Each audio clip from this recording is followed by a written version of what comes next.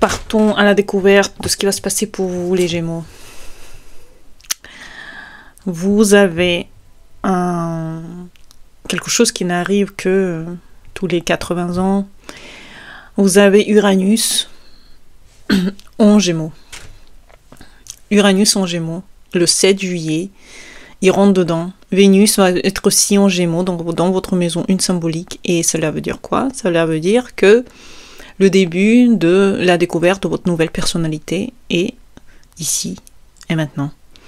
Vous allez vous découvrir, redécouvrir qui vous êtes. Vous allez probablement faire des nouvelles découvertes par rapport à votre caractère. Vous pouvez vouloir changer la coiffure, changer l'endroit de vie, changer l'apparence, changer les vêtements.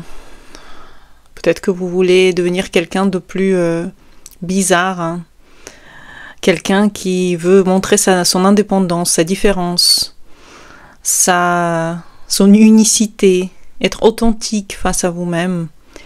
Et ce moment arrive. Ce moment arrive au mois de juillet. Les portes s'ouvrent. Uranus rentre dans votre maison 1, enfin. Il va travailler sur votre propre authenticité, qui vous êtes vraiment. Cela peut paraître comme quelque chose de début de déstabilisant. Uranus, c'est quand même instable, c'est une énergie soudaine, c'est une énergie qui est pleine de rebondissements. C'est pas tout de suite que tout ira bien. Il faudra s'adapter à Uranus en Gémeaux, il faudra s'adapter à ce quantité de déplacements, ce quantité de pensées.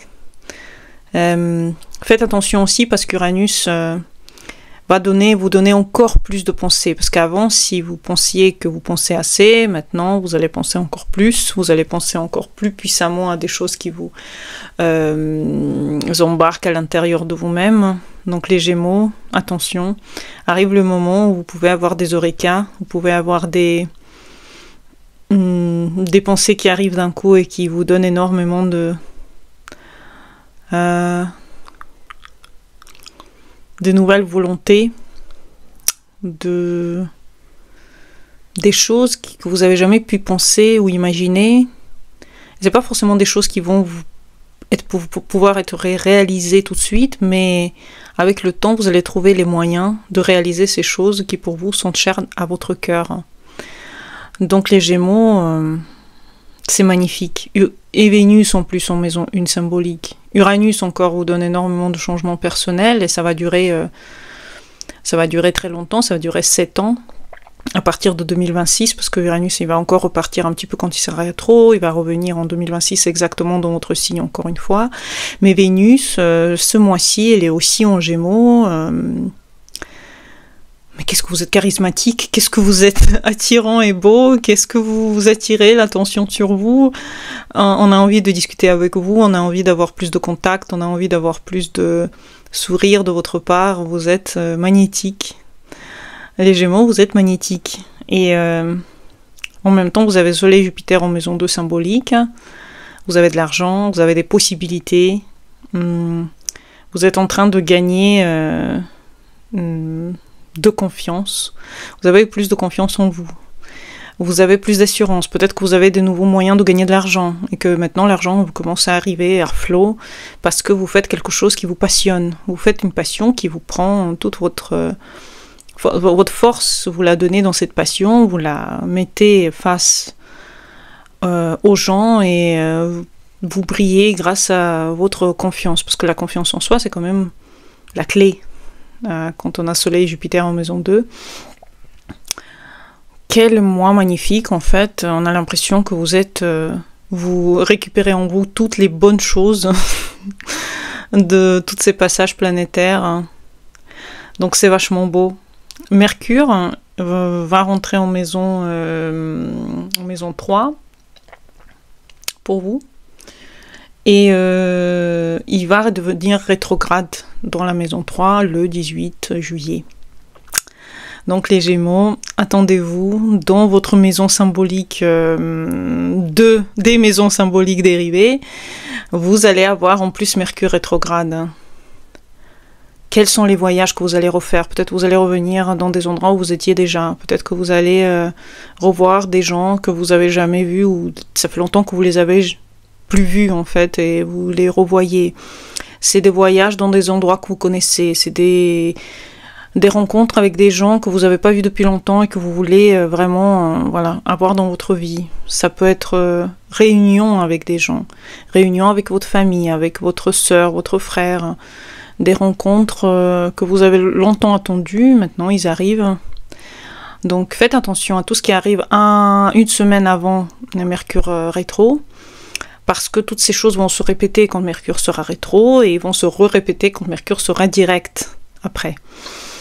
Et de toute façon, ça, je vais en parler encore dans une vidéo que je pense faire pour Mercure rétrograde.